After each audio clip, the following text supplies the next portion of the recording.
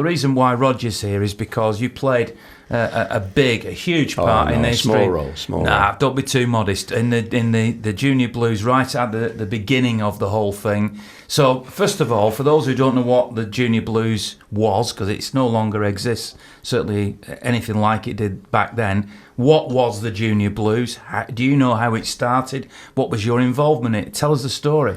Well, it started in 1972, believe it or not, and the first ever president was Francis Lee, who had to give up his presidency when he moved on to Derby County, of course. But the idea behind it was really to get fans, young fans, in the sort of way, in the tradition of identifying with their club and being able to identify with the club.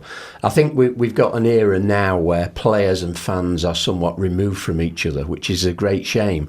I can remember talking to Ken Barnes and Dave Ewing and people like that about the 50s, and they used to get on the bus with the fans to go to the match together, and those days were starting to become restricted even in the 70s. Of course, we had problems of hooliganism and vandalism, and spectator behaviour was becoming an issue. So the whole idea, the whole concept of getting a new generation of young support into the club who identified with the club, who knew what was behind the big doors at Main Road, who knew what players spoke like, for example. I can remember one of my heroes as a kid was Willie Donachie. I didn't know he spoke with a Scottish accent until I spoke to him, and they're the sort of things that I think as a fan you want to get to know and get to feel part of. So the Junior Blues, I got involved very luckily in about 75, and we used to have meetings at the social club, which was managed then by Roy and Kath Clark, and they, of course, Roy was a hero in the City team in the 50s, and I worshipped Roy and Kath actually, but they looked after us fantastically, and we used to have these meetings on a Sunday morning with 300, 400, 500 junior supporters and the parents, and 4 or 5 players would come along on a Sunday morning, seriously, on a Sunday morning early, and they'd answer daft questions about what wage did you get last week, or what's the daftest autograph you've ever, what's the daftest request you've ever had to sign an autograph. And these were players actually downloading, if you like, what they were up to, what they did in their day, and fans just absorbed it like a sponge. They loved it, and it grew and grew. I mean, it got to the point where the Junior Blues had 7,000-8,000 members at one point in the late 70s, and we had Jessie Ward, God bless her, who did such a fantastic job for so many years as Junior Blues secretary. She was working 5 days a week, nights and the weekends, to try and keep pace with what was going on.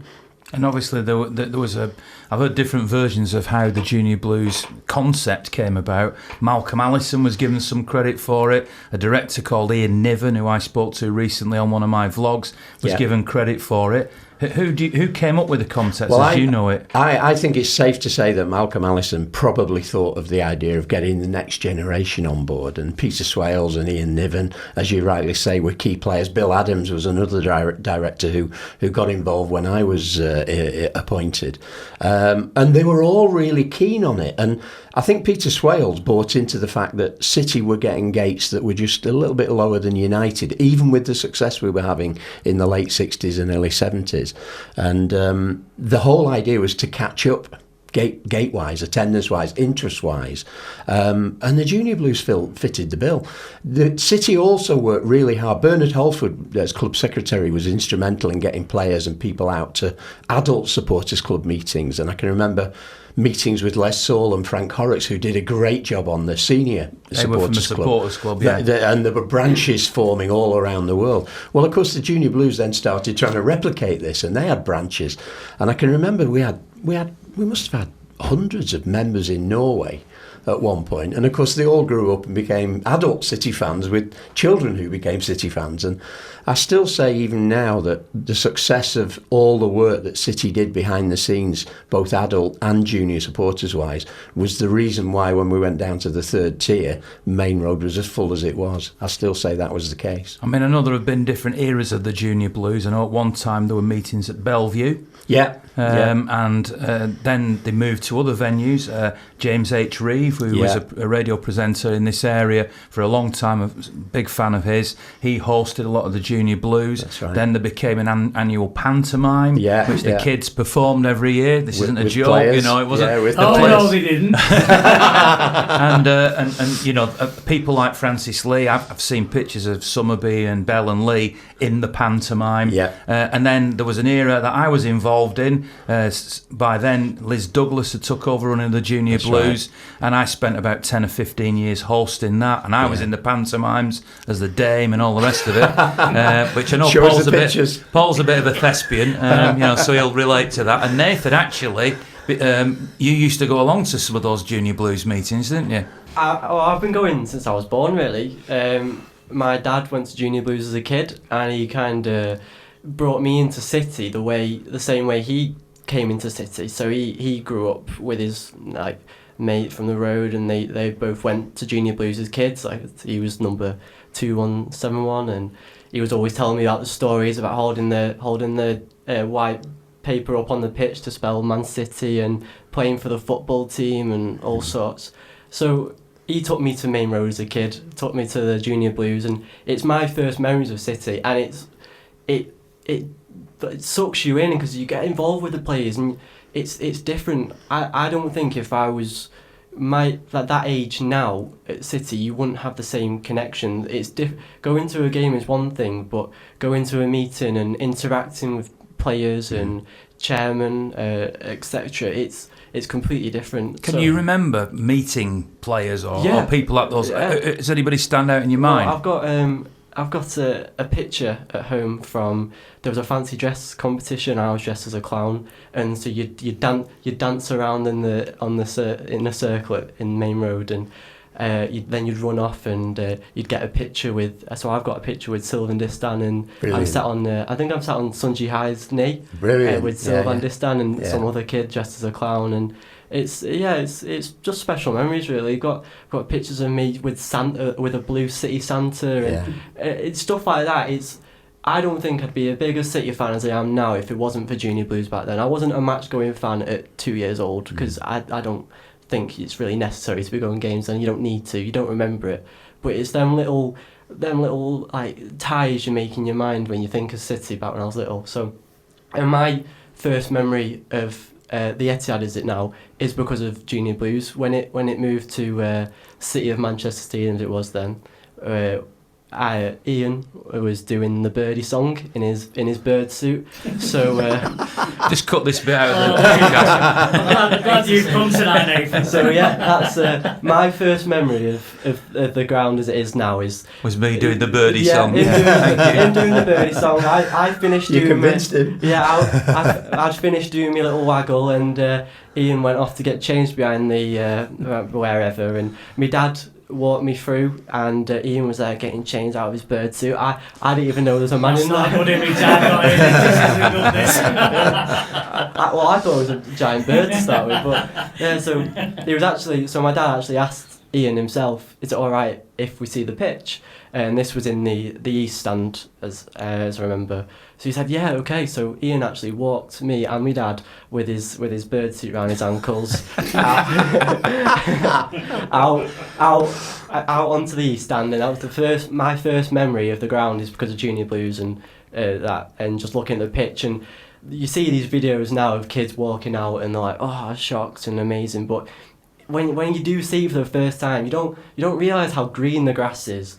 And you get used to it now. You take it for granted, or you're accustomed to it. But when you do see it for the first time, the lights on the pitch and just the whole vibrance of it, and the thousands of blue seats, and as you look out there, you just picture the players on that pitch, scoring, and it was basically. I mean, did you ever go to Junior Blues, Paul? Yeah, I did. I used to go. My granny used to live around the corner from the ground. So yeah, I used to always go down. It like basically it'd be like your dad would drop you off and just leave you there, and then you could just get on with it in the pantomimes. But it's like what Nathan was saying there. I mean, the massive thing for me is I was in Tunnel Club last week, I was lucky enough to be in a tunnel club. Did you hear that name drop then? Yeah, Thought, yeah. Cha-ching. Place dropped. But I was in there last week, and I was fortunate enough to be right at the very front where the players come through the tunnel. Before the game, the players walk through the tunnel club, and I was at the end, and I get to high five all, and it was pathetic. I was like 7.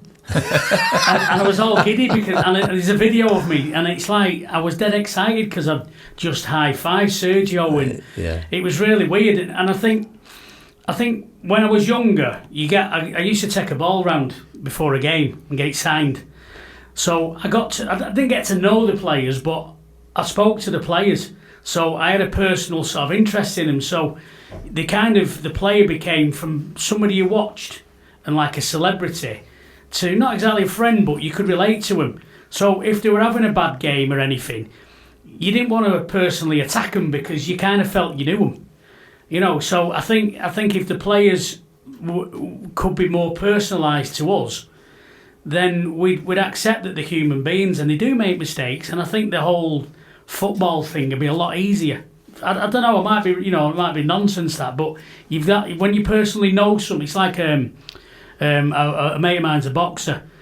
When I go watching boxing, it's one thing to watch it, but when you actually got a mate who's involved in that boxing, you feel it more, your passion's more. And I think if the players could know, the fans could know the players a bit better, I think that might help the atmosphere, and it's a massive knock-on effect, I think, if we could meet the players more. You're so right, and I think, sorry Ian, just very quickly, just my big hero when I was growing up was Colin Bell, and of course I found out at a very young age that Colin never swears, never swore in his life. He says flipping. The worst thing he says is flipping heck. He says flipping heck, yeah. So if someone kicked him in a match, he'd say flipping heck.